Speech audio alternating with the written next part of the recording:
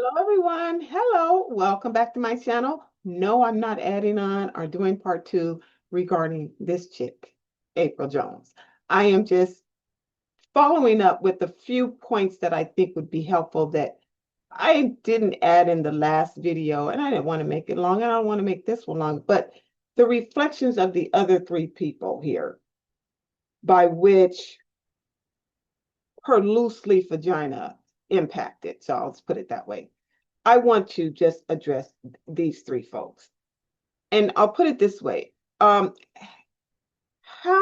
you respond is very important too, because karma doesn't need your help. It doesn't need my help. It doesn't need any influence. It's got it done. It can get it done. So there's no need to wish wrong on a person. Just step back and let happen what will happen. But for this video, I want to say that a couple of things.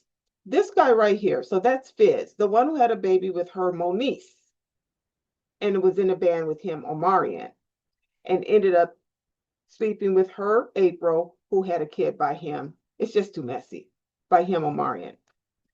Fizz just recently, and I'll drop it in the description box, I'll drop it in the comment section too to make it easy for you to find, recently did a short, a YouTube short, by which he profusely regretted having any relationship with her.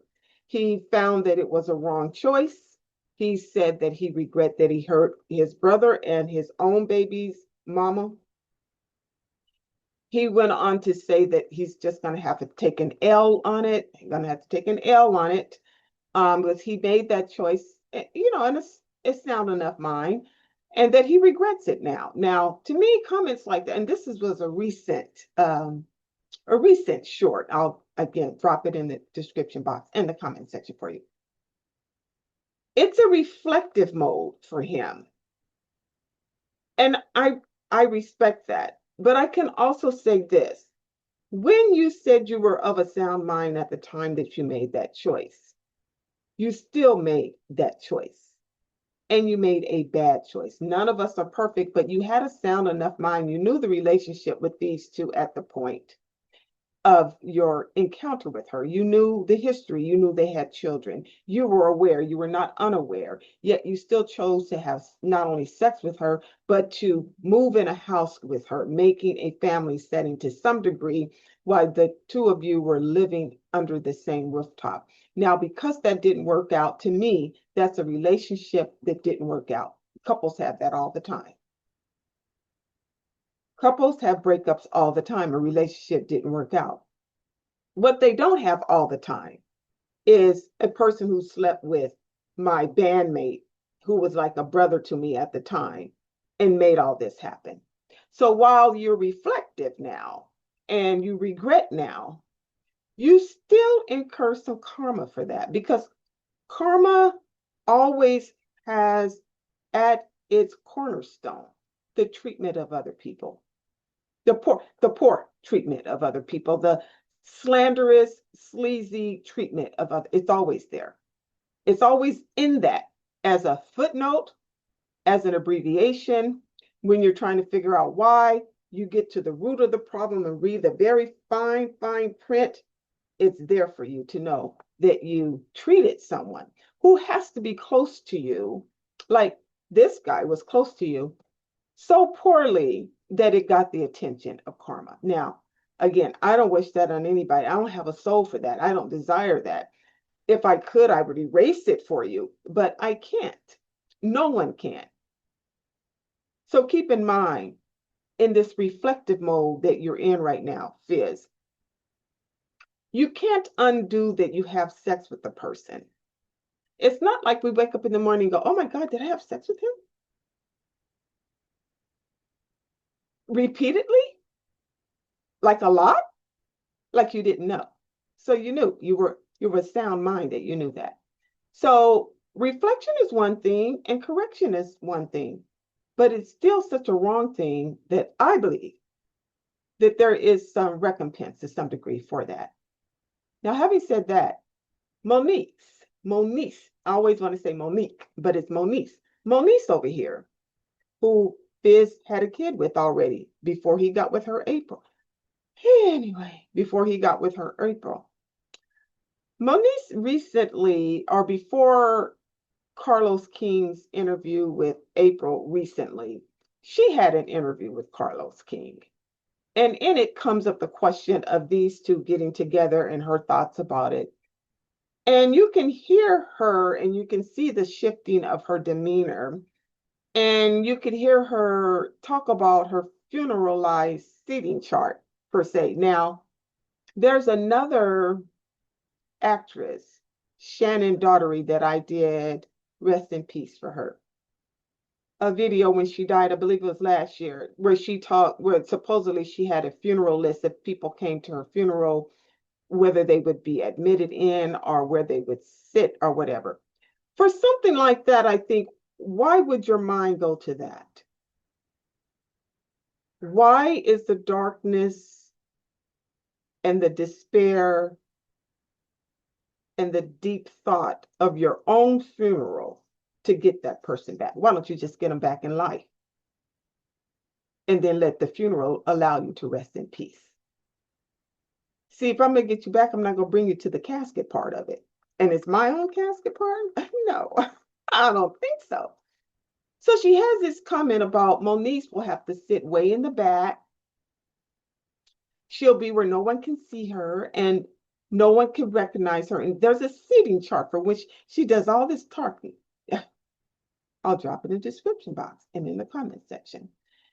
And I'm thinking for her to say that and to be actually very serious about that. And watching most of her interviews and then some of her actions. Now I know reality TV, they ask you to act a fool. How good can you act a fool? But some of this is your own dark energy. You can't just have that scripted. How did you get to tap into that way? And for her, I say, go seek your own healing. Now, you ain't got to take my advice. I'm just responding to some things that I could have at least addressed in the last video. And we are all imperfect. Oh my God, I got a lot of imperfections. Let me count the ways, honey. But a deliberate defeat of another person is not one of my imperfections. I don't go after you. If there's anything to go after you, I let the universe do that part. I'm not going to slander you. I'm not going to sleaze you. I'm not talk about you like you, oh, no good dog. I don't have to do that. Because if you're an old, no good dog, I chose you to be my baby's father. And my baby's father is not an old, no good dog. And women, let's say women, I'll just say women, but people in general, but I'll say women because right now I'm still talking about the chick level here, the chicks. Well, I'm talking about this chick. When you knock a guy down after you dated him for so long and he's just this no good and he's that no good and he's a dirty dog this, my first question comes then, why did you pick him? Why did you stay with him? You knew all that? Yet it couldn't have been the D because, for that, you ain't got to be with him, really. So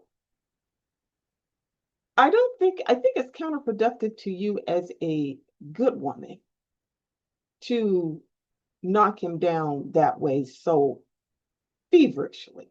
Now, if you have your friends and I have mine, I know who to talk to that kind of stuff too. I got three good ones that'll hear me out. That's who you talk to because they know when you are lamenting, they know when you're upset, they know when you need to be heard, and they know to keep it quiet between you two. There's a sense of shush loyalty there that just us girls, just us best friends will talk about. But even with that, I've never knocked a guy like that. I don't feel it's necessary. I'll tell him directly, just like I'm talking now.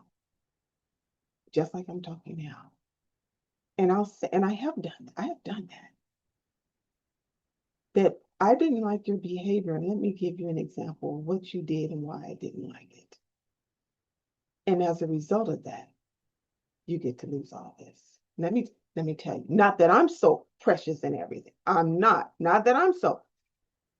But because I'm not going to waste my time to knock you down elsewhere, let me tell you what you did and leave it at that. So when she does all this about her own, why would you do your own funeral? I would, if anything, if I would say any of that, I would say at her funeral. I'm gonna come. I'm gonna sit in the back. I'm gonna come. I'm gonna if I had that mindset, and I don't have that mindset. But I would say I'm gonna come. I'm gonna sit in the back, light my cigar, do my Betty Davis eyes, put on a black cap, put on my fedora, and just kind of chuckle in the back, girl. I hope you took that old corroded vagina with you when you left this earth. You know the thing. But I don't carry that, so I don't think it was necessary. I think Moniece needs to get her healing. And maybe she can borrow some from this guy right here, because this right here, Omari, this to me is the stellar. This to me is the risen image. This to me is the woke, conscious, healed person. This to me is a guy who's walking across the stage of all these four lives, still being a king, even though what was done to him by two people is low down and dirty. He's still being a king. He's still being righteous. He's still being value based. He's still doing the things and going about it in the way that I would suggest and recommend, and I even said I would do. He's being, you see that, see how he's positioned even in this photo. I admire the way he handles questions in an interview, even the difficult, dark questions about these two. I admire how he goes about it. And he has experienced what I would call a resurrected spirit from all of this, a soul that's refined, a soul that lives in solace within him, that can handle the next punch. And he has, to me, these are my words, he has matrixed his life and came out above it all. While they're still all struggling, the three of these are still struggling as to accepting what they did. All three of them are. Yet he stands in an upright, righteous position. And that's to be commended. And so maybe she needs to sit down. Now, make it sexual, which I don't think he would, but sit down and maybe she can borrow. How did you get to that healing? How did you get to that healing point? If maybe you can give me some tips, she should say, and follow that directive. Now, here we go again with this child. This is the common denominator. She was already with him. And this is what I would say when she was already with him. She should have kept her king happy. He wanted a life with her. She should have kept her king happy. He is a golden goose. She had golden eggs from him.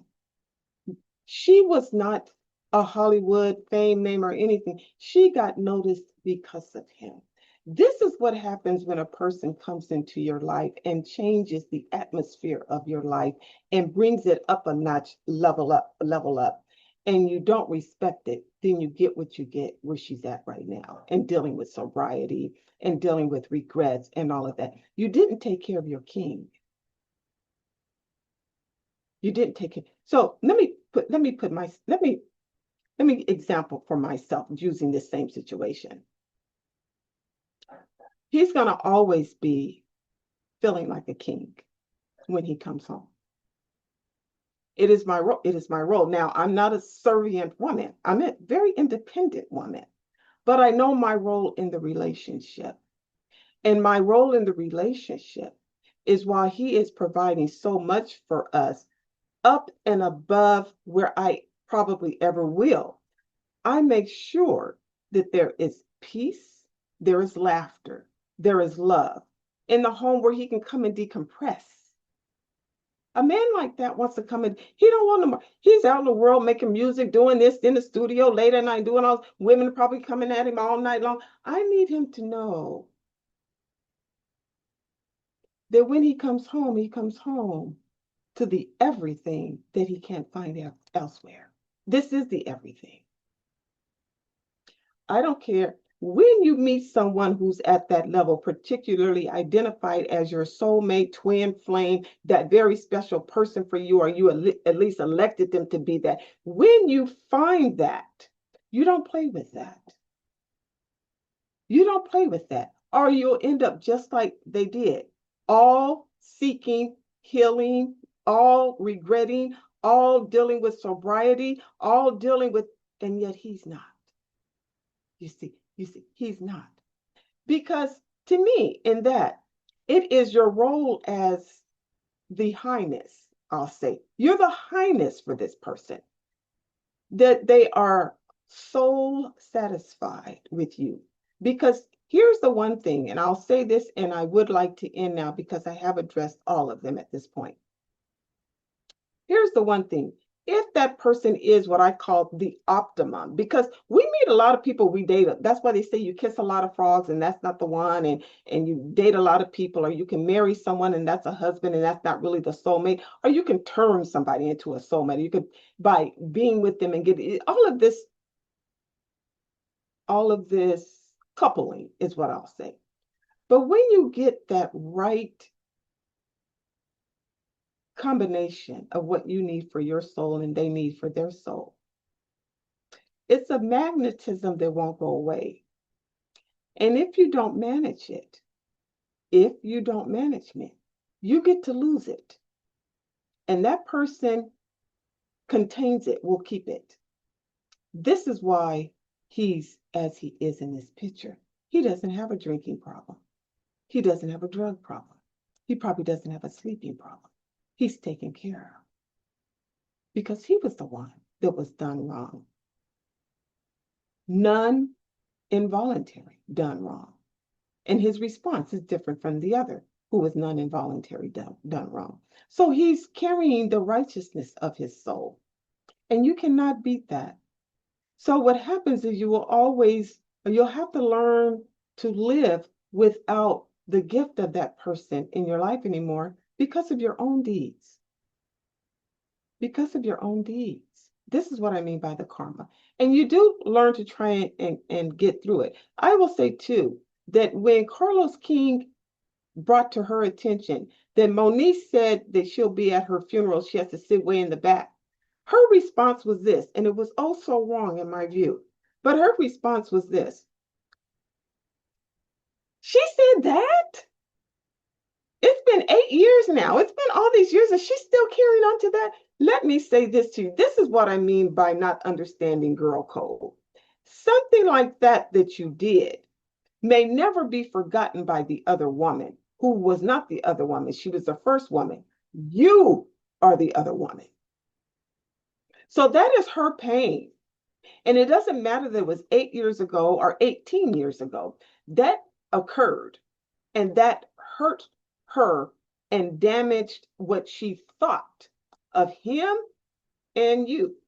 So it doesn't matter. Passage of this, people need to get over the understanding or looking at time as a sense of passing an hour or a day, a month, and a year. Time is not measured like that. That is not time. That type of time was created for us to know when to arrive someplace or to know what element of life we're in right now. It's a measurement for us, but time in its existence doesn't go away because 8 years pass. She still feels some kind of way, as she should. So this is this lack of knowledge. And by the way, you're the common denominator of all these issues. If it wasn't for your actions, none of this would have happened. So accountability. Be accountable for the fact that you are the one who lost, to me, your soulmate. And you don't get them back. And so any of us where that happens like that, you are the reason, not the universe, not the person, not circumstance, not the other people, but you are the reason